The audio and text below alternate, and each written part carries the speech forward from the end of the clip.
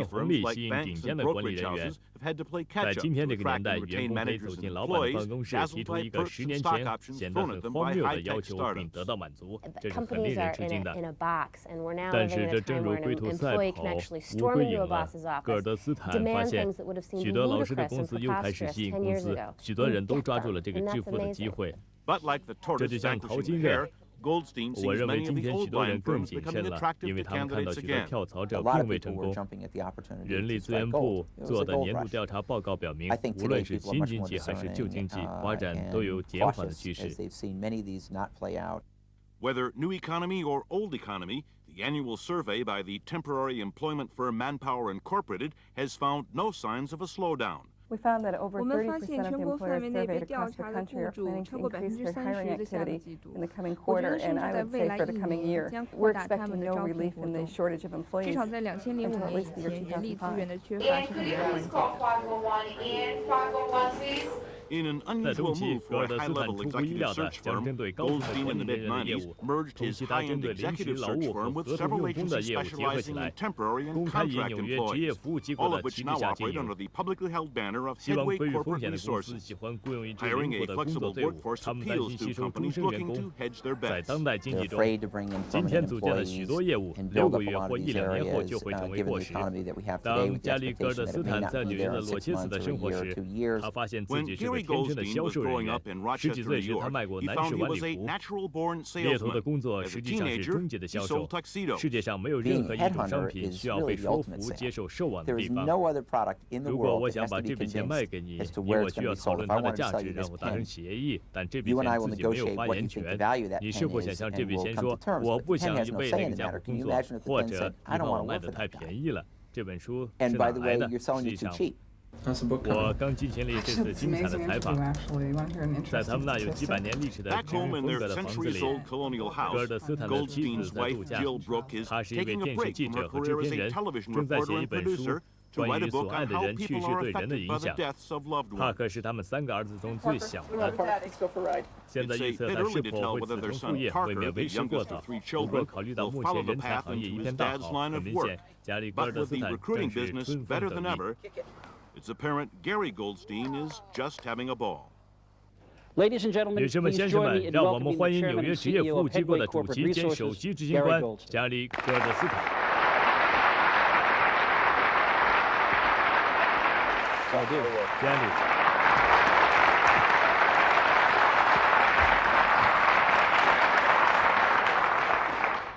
加里，在某种意义上，你处于我们刚才和杰弗里谈到的困境之中。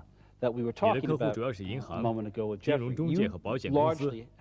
我经常听说有关新兴网络公司同旧式金融企业争夺人才的报道。许多原来年薪几百万美元的人才流失到那些开价10亿美元的新兴网络公司。现在的金融人才和以前不一样了，这有多真实呢？我的意思是说，受网络公司的影响，华尔街的人才流失有多么严重，你知道吗？How real is this? I mean, how big a brain drain is going on Wall Street because of the dot-coms? This is a serious problem, I think, for many of the Wall Street firms, particularly at the associate and vice president level. 尤其是那些商学院毕业的副总裁级人物，他们跳到新企业得到股份，公司上市，现在他们的身价是2000万、5000万，甚至1个亿。过去华尔街的公司提供足够的薪水是很诱人的，现在网络公司的开价足以使许多人离开华尔街，试图在网络界一显身手。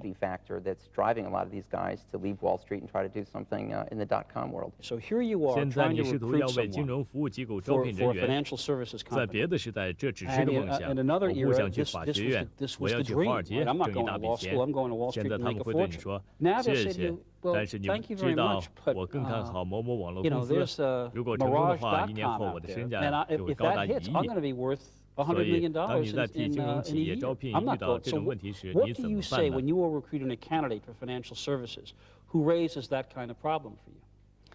？It's a very difficult thing to overcome, quite honestly. What I say to them is that we're at the very early stages of the development of this whole e-commerce economy.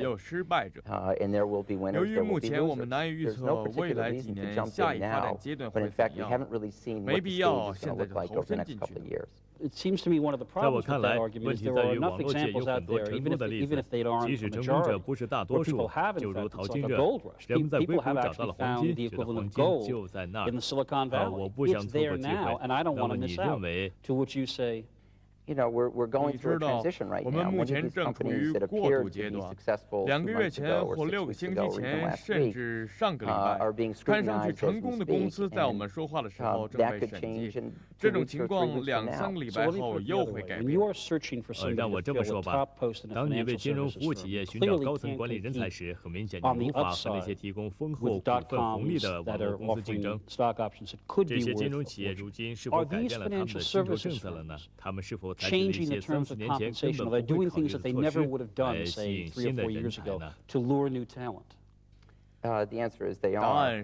Many of the firms now are providing incentive programs that are equity-based for employees where they're allowed, even at the very junior levels, to participate in capital appreciation programs that typically would only be available to managing directors or partners in these firms. So one of it is they're letting these folks in on things that they would have to have waited 10, 15 years for, let's say. Right. Okay. Now, there was a much talked about story in the New York Times a while back where one of the big houses on Wall Street asked a 23-year-old employee to write up what it would take to keep him and his colleagues there. And the list, I must say, as a rapidly approaching senior citizen, I found somewhat interesting, bizarre. They included things like they want the gym open weekends, they want dry cleaning services on site so they don't have to take their clothes to the cleaner because they work such long hours.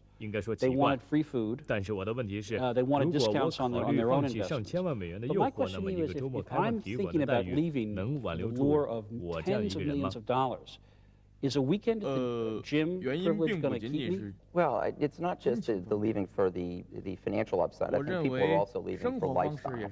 They see their friends going to work in denims and T-shirts and sneakers, and they see them having a lot of fun in what they're doing. And the analysts that you're talking about on Wall Street are far from that. They're working 120-hour work weeks. They're treated basically less than human at times, and all they're really looking for is to be treated basically on parity.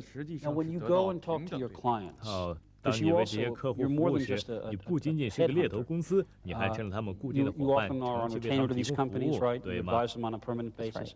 Have you had occasion to sit with some of these big folks, the guys in the front office, and say, I need to tell you something. It isn't going to work the way it was. You have to approach even these young people who used to be able to flog into submission with endless hours. You have to do it a different way now. Your corporate culture has to change. Have you said that to them, and are they receptive? It's not a very difficult discussion anymore because they see the kind of leverage that they're losing. The reality is the leverage is really at the junior levels in these organizations. They do all of the bulk of the execution. If you can't execute, you can't get the deal. And if you do a lousy job of execution, you will lose every opportunity down the road. And so it's not a very difficult discussion anymore. They realize that. They see it. The question is, what is the solution? You asked me right at the outset, what do you do? That's a $64,000 question. In fact, it's probably the $20 million question. That's right. It can't be a $64,000 question. It's the billion-dollar question. And there is no real answer. It's a very difficult question to deal with. Now, I mentioned earlier that you have literally had to reach around the world to help supply talent. Why China? This is an unprecedented kind of deal. It tells us something about how hard it is to find talent, I would guess. Right now, it's estimated that in the next year and a half, there'll be 850,000 openings right now for IT specialists that we're not able to fill with people inside the United States. For us liberal arts majors, IT specialists means information technology. And so, for years, we've been bringing people over from India, Malaysia, Indonesia, various parts of the world where they have the technical training and they don't have the opportunities there necessarily commercially that we provide here. China has basically not opened their doors and allowed people to come into the United States for fear that they may not come back. We actually struck the very first joint venture with the Chinese government in Shanghai to represent Chinese IT specialists into the United States. The view is that we bring them over here. 想法是让他们到美国来接受3到5年大型跨国公司良好的实习，然后送他们回上海，这样就培养了一批掌握技术的经验，大企业就会愿意和中国做生意，同样也可以利用这些人。什么使你觉得他们会回国呢？ 我认为他们有一种工业革命的感觉，尤其在上海，那里的变化很大，全球很多公司对到中国投资都表现出兴趣。我觉得上海和香港很像，特别是作为贸易的集散地。Very much as a trading, entrepreneurial kind of region. You know, Chris, 我突然想到，我知道这和你作为猎头的工作无关。 但是听上去好像，如果你能够找到合适的方法来训练年轻的美国人，特别是在我们的公立学校里，那我们的人才短缺问题就会大大的减轻了。that unemployment problem would be severely mitigated. 问题部分在于目前的人才匮乏问题是我们曾经经历过最严重的，失业率不到4%，那些拥有工程或信息技术学位的人并不喜欢从事枯燥的编程工作，他们想进硅谷一家研究微系统或者掌握高科技的公司，所以问题不在于教育这些年轻人。 一个折中的办法是请那些年纪大的退休人员出来，他们掌握的技术和再学习的能力，可以让他们再就业。One point about potential competition for you and for that matter for Jeffrey. All these internet sites, Monster.com, JobsForGeeks.com. I think that's a real one, by the way. 我不这么认为。实际上，我认为大部分的招聘网站只是在和分类广告竞争。他们告诉你的仅仅是现在有哪些职位空缺。 他们并不付出任何努力来填补这些岗位空缺。总的来说，我的经验是，很少有人会在晚上上网浏览看看有没有比自己目前工作更好的岗位，因为他们太忙了。网络是一种和客户沟通、提供信息非常有效的手段，但是仅仅在网上公布职位空缺是不够的。 At this point, I want to invite our other guest, Jeffrey Christen, to rejoin us. Jeffrey, come on down. Jeffrey, 来吧。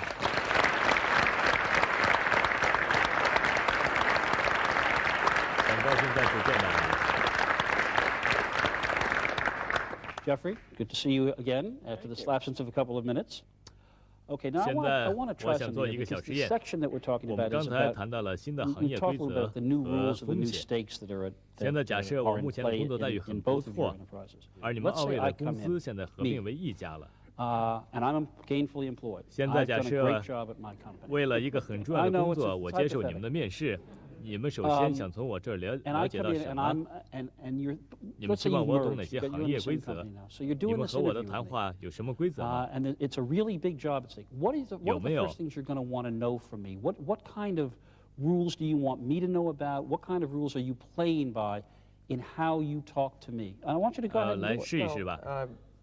Jeff, 谢谢你今天来这儿。 Look, I don't have a lot of time. 我没有很多时间，我有很多工作机会。你们能开什么条件？ You're out.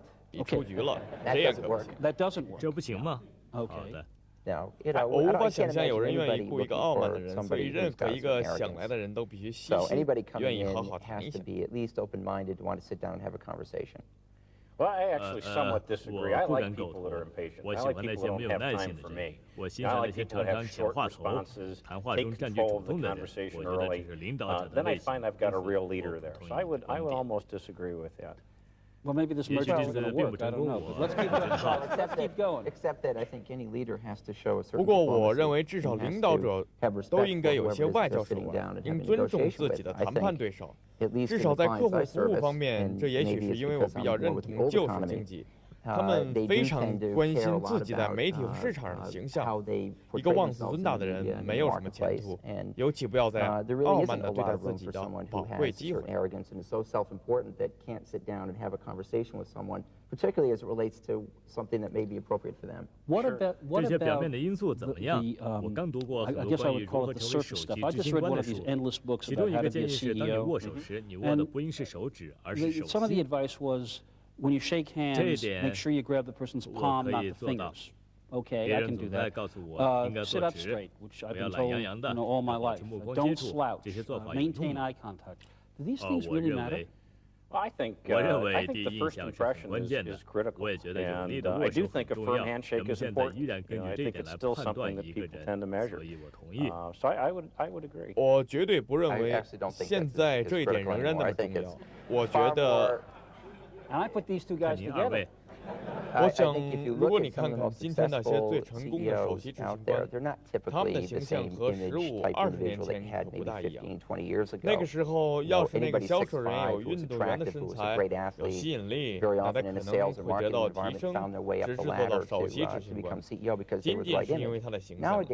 而现在，你必须懂得技术、金融以及许多其他的知识。现在更知识化了，所以我发现，相对于握手有力和穿着得体， very intellectual, very smart person with a great vision and can articulate his vision reasonably well. It's far more important than whether he's got a great handshake or dresses well. See, I would have thought, this is puzzling me because I would have expected you to be telling me that because you help staff those high-tech .com firms, and I would have expected you to tell me, no, these kind of, you know, clubby sorts of personality traits are more important. What's going on here? Well, I would agree with Gary, actually, Jeff, in that intellect, enthusiasm, passion for what you're doing, knowledge, expertise are really the things that matter.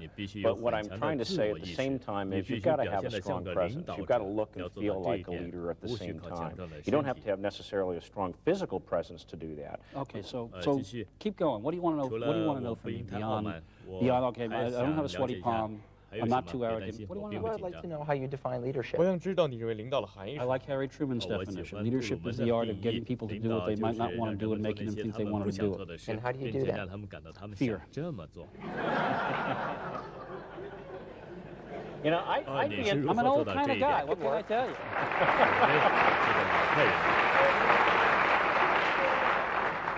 You know, I go back to one of your questions earlier. I'd like to know what some of your biggest mistakes have been and what you learned from them. Now, do you ask that question? Do you ask that question in interviews? Absolutely. Is there, okay, let's say my biggest mistake was, and we're talking about public mistakes, I assume, rather than the private lives? Yes. We don't have time. We don't have time. So the biggest mistake might be, let's say, I was too impatient in trying to accomplish something, and it hurt me very badly, and now I have learned, I think, that I've got to take that next step. What I'm asking, though, is, when you ask a question like that, are you looking also not just for honesty, but for what people might have learned from that mistake? Absolutely. That's the key to that question? Yeah. Got that? Though, however, I must say that impatience is a pat answer. You know, that's the answer for what do you think are your shortcomings. People will always use impatience because that's really maybe not such a bad thing to have. So then what I'm always really trying to get to is what the person's real weaknesses are. And do they have a sense of humility? Are they afraid to tell you what they don't know? You know, so those are some other things. So I might ask a question which really helps me to get to that, but I shouldn't really give you the clue there. One of my favorite questions is, what do you think the misconceptions are about you? That's my favorite question. That's a great question. Okay, let's say you were interviewing Gary. Gary, what? It's tough on me. I'm getting all the hard shots there. What do you think your biggest misconceptions are of you, Gary? As a manager, as a leader? I'm supposed to be asking the questions. I can answer my own question. No, I'll address it. I think there is a perception of me that I am all over the place because I wear many different hats. I do all the acquisitions. We've done 18 acquisitions in the last couple of years. I spearheaded all of them. I still spend roughly 50% of my time doing executive search work. I run a public company, I have to deal with shareholders, I have to deal with analysts, I have to deal with the outside investor community, and that I am helter-skelter from all of those. When the reality is I happen to have very good people working for me and with me, who function in all the various areas and disciplines that I need covered for all of that. And I really don't have to be in 10 places at the same time, but there's this perception that I take on too much and that I'm too out there. I happen to think I'm a reasonably good manager. Now, hearing that answer, if you were considering Gary for a job, is that a good answer? It's a good answer, and why it's kind of a trick question is that most misconceptions aren't misconceptions, meaning that they're real. So how others perceive you is probably accurate. And so most people think that things that are misconceptions about them really aren't. So if somebody says, well, people think that I'm a cruel and unfeeling person, probably are. Whoa. You know, I hope you're taking notes, folks, because this is very... So, all right, if you are, once we get past those kinds of questions, to try to figure out who this person is, who this character is, I mean, what the character of this person is.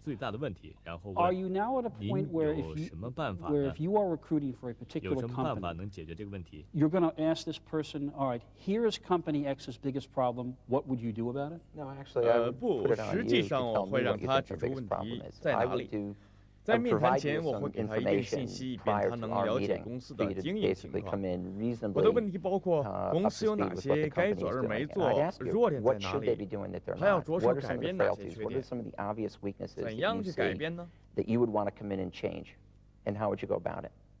我觉得您是认为没有一个正确的答案，您是想听听对方的观点吗？顺便说一下，我必须公正，你应该给杰弗里提问题，要轮流来。你会给一个潜在的人才提出问题。请不要太难。如果你有机会经营公司，你会选什么公司？为什么？哦，问得太好了。 Great question. 你知道，我本可以要一家大型的实力雄厚的技术公司，但我知道我没那个能力。因此我会考虑自己的能力。如果我不做现在这一行，我也许会考虑一家中型的、有发展前途的、未上市的电子商务公司。原因是很明显的。 white hot pre-IPO e-commerce company for the obvious reasons. 我希望经营海湾能流公司，因为我希望在海湾地区生活。这个回答不错，我喜欢。谢谢。问题比我想象的要尖锐得多。下面我们将接受老师们的提问。这个问题来自于经济学和金融学教授弗莱斯雷佛，是对你们两位提出的。 There are many thousands of middle managers at the Fortune 500 companies who think of themselves as potential CEOs. What does it take for a middle manager of a Fortune 500 company to be a good CEO, particularly for one of the startup companies? I think it's very difficult for a middle manager within a traditional or old economy company to find their way. They need to go into jobs within their current company where they're out on the front line, where the risks and rewards are both high. I think also they need to become extremely net-centric. They may even take a cut in pay to get into a division or an organization that's doing something in the e-commerce area or whatever is going to come next down the pike.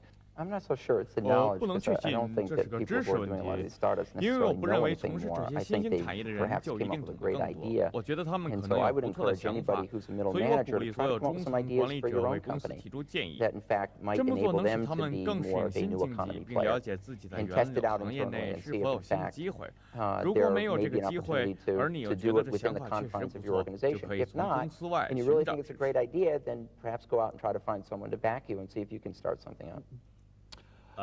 我想提到一个可能在座诸位与电视之间的观众感兴趣的问题，那就是职业规划。请允许我开门见山：这些学生是否不应该在这里？他们是否应该退学，努力进入网络行业？他们取得 MBA 学位是否错过了另外一个机会呢？你们觉得怎么样？ I'm not certain that you can get in on the ground floor anymore of .com companies. I think that time may have passed and was about 2 years ago. I think there are very few niches left. I think that there's a lot of real estate that's already been grabbed in the internet space. But we've seen many, many people drop out and be successful doing that.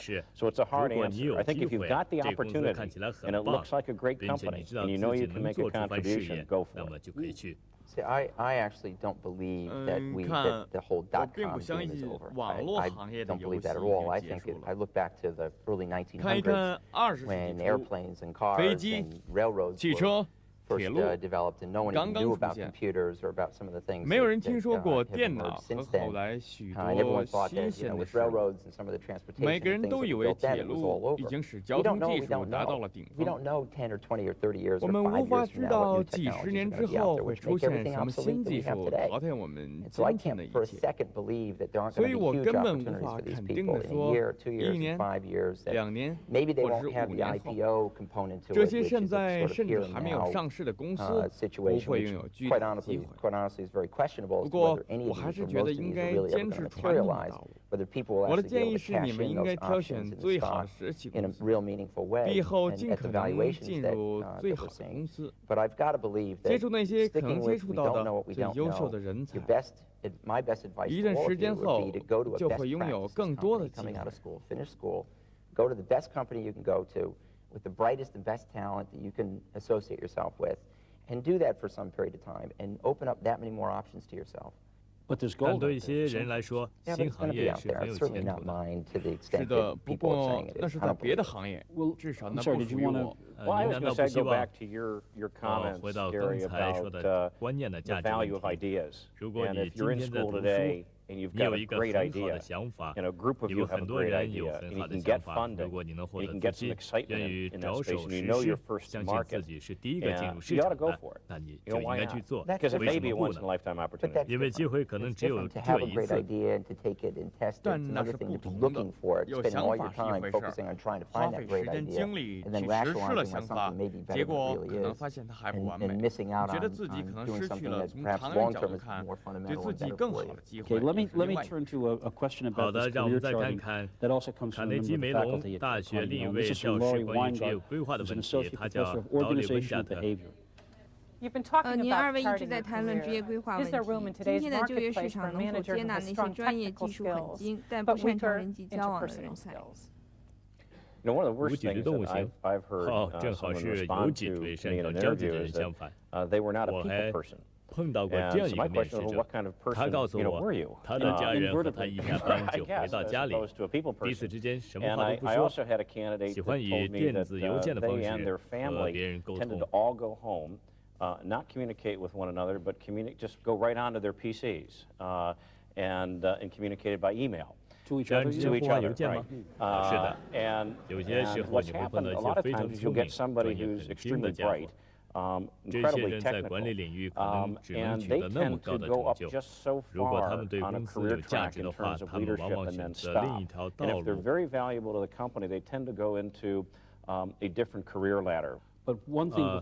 但在我们结束这个话题之前，请告诉我们的下一代经理人，假如你面试中发现企业的文化并不适合于某个人，那么就无论他是否有能力，您是否会建议他就不要去接受这样的工作了呢？或者是在这方面不要考虑的太多了？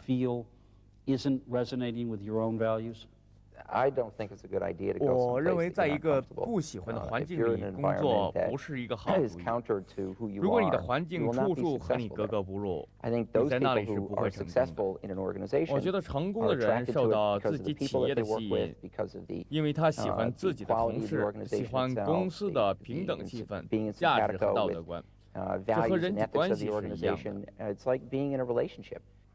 我同意。不幸的是，大多数人没有机会了解企业真正的文化，他们看到的只是公司希望你看到的，尤其是对那些求职的新人才，他们被公司各种各样的宣传介绍、面试程序和调搞得眼花缭乱。所以我认为，了解一个企业真正的文化是很重要的。一个有效的方法就是找出这家公司离开的员工。从他那儿了解情况。下一个问题还是教师提出的，他是研究企业管理的约翰托恩教授。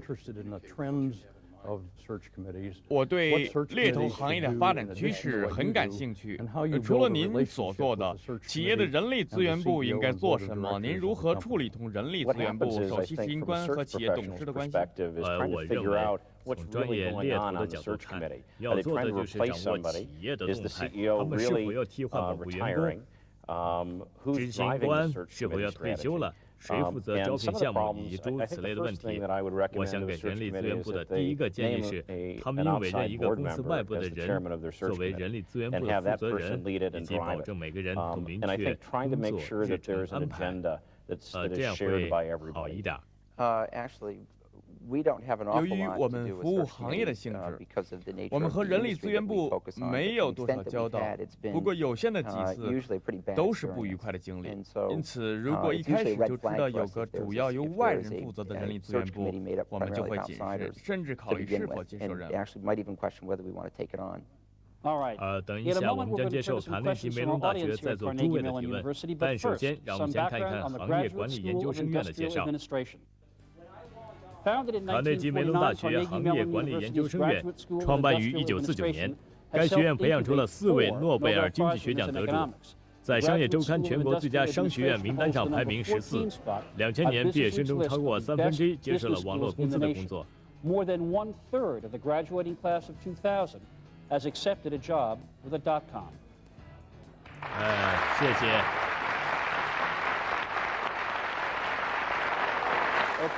现在让我们看一看未来的 MBA 们都有些什么问题。提问前请告诉我们您的姓名。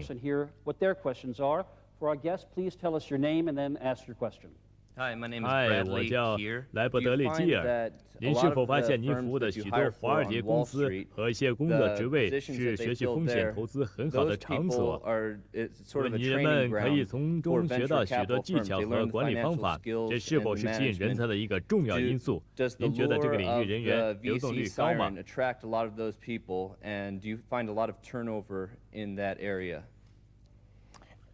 事实上，你说对了。吸引很多华尔街人才的行业是私人的证券市场。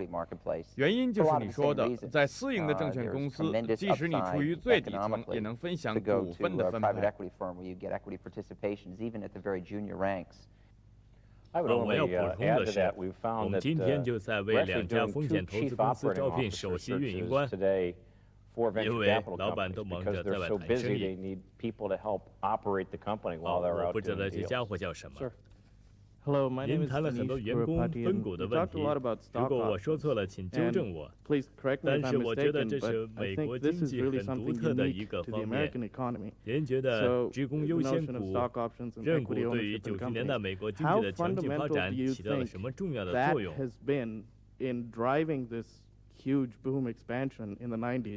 ？Gary, the stock option, is it uniquely American?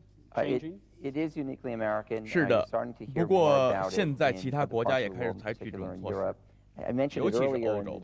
我刚才说过，以股份为基础的薪资体系在过去10年真正改变了美国商业界的面貌。事实上，我相信这其中还有一些损坏股东利益的隐形成本，我们没有发现。过去，如果谁拥有的股份价值达到了200-300万，这就认为很多了。现在至少在我们的金融服务业，有很多人拥有几千万美元甚至更多的股份，几乎他们所有的净收入都和公司密切有关。如果是你的话，你看待企业的观点就完全不同。15年前，通常的做法是企业之间和困难或顺利时期都会互相支持，目的是一旦固定收入市场消失了，其他企业会给补贴。现在这些企业尝到了后果，资金不足，开始吃老本了，这又最终影响自己的股价。这些决策都不好，是短期性的。我不认为一个季度的制定计划一定会有什么好处。请抓紧时间说出您的姓名和问题。我叫戴布·彭丹特，是个 MBA 学生，尤其是2年级的学生。他们对传统企业的面试没兴趣，因为他们喜欢新兴企业和网络公司。您觉得这些 MBA 放弃传统的道路的做法，在多长时间内是可行的呢？事实上，我认为大约2009年将会出现一次人才危机。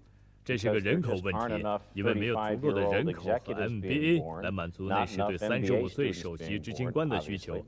因为读大学、接受教育要花一定时间，所以我想这种情况还会持续一段时间。我看不到2009年那么远，我也想不出人才危机是什么样的。我明确的是，目前经济非常强劲。如果经济在6个月之后急剧萧条，一切都会发生巨大的变化。在我看来，不会是2-3年，而将是15个月。18 months. 最后一个问题。Hello, my name is 你 Rhonda 好，我 Green, 是 and 伦 my 达格 question 林 is, I。我 heard 听到您 you 描述了 describe 对 some of the 策 CEO 的 characteristics that 特征 make 要求， that 但 you're 是 looking 您 for in a 并没有 CEO, 提到 but 事 I 业 didn't 心 hear 和 you 进 say 取精神。 entrepreneurship 因此，我希 or 望您二位 entrepreneur 能描述 tendencies. 一 So I 下 would like 合 both 格 of 的 you to 企业 please 家。 define what you feel an entrepreneur is. I think 我觉 vision, 得远 passion, 见、热情、 stubbornness. 固 I've 执。 found some of the best 我发现很多 entrepreneurs 最 to 好 be 的企业 people 家 that 都 are 很固 pretty 执， stubborn 所有人 people 都 that 主张这样 everyone 做。 tells them they 他 can't 们 do 偏偏 something, 我 but 行 they 我 go 做。 ahead and do it 当然， anyway. 以后 Actually, 这 that 可 turns 能会 into a 带来问 problem 题。 later on. 他们 They 往 tend 往 to 精力 be 旺 they 盛 tend to be， 非 people 常 that 严厉。 have a 他 lot of 们往 energy. 往不 They're 是个 incredibly 良 demanding. 好的倾 They're 听 not 者， always 因 good 为他们的 listeners 意见 because 总 their 是最 ideas 棒 many 的。 times are always the best 另外，我 ideas. 觉得 You 大部 need 分 to 的企 build 业家 something. 都 You 有给 love to 企业 grow 造成 things, make 遗 things 产的欲 happen, 望。 and build something that never happened before. And I think also there's a need in most entrepreneurs to create a bit of a legacy. 我觉得梦想是一个成功企业家最重要的因素。这并不一定适用于成功的首席执行官。事实上，我觉得有时一个太有梦想的首席执行官对企业是有害的，因为许多企业并没有给他们开发梦想的机会。我们的节目快结束了，感谢卡内基梅隆大学行业管理学院的教授和同学们。如果他们足够认真，那么在理想就业的道路上就已经领先了。特别要感谢纽约职业服务机构的总裁加里·戈尔丹斯坦和猎头公司的总裁加里夫·克里斯蒂安。我希望我们的节目能对人们的观点起一点帮助，这就是我们的宗旨。这里是 CEO 交流节目，我是杰夫·格林菲尔德，谢谢，祝大家工作愉快。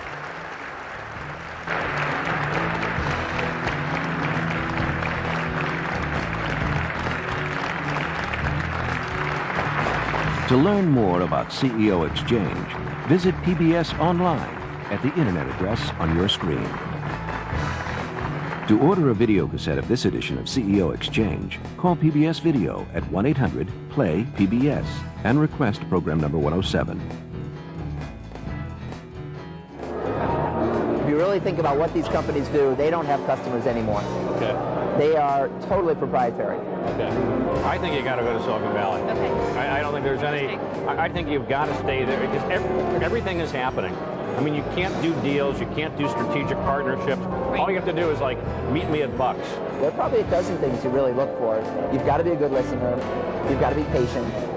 I think this impatience thing doesn't work for a CEO. But I think the best CEOs are those that do it instinctively. I think when someone says, what is it that really allows one CEO to succeed against the other? I think it's really hiring great people.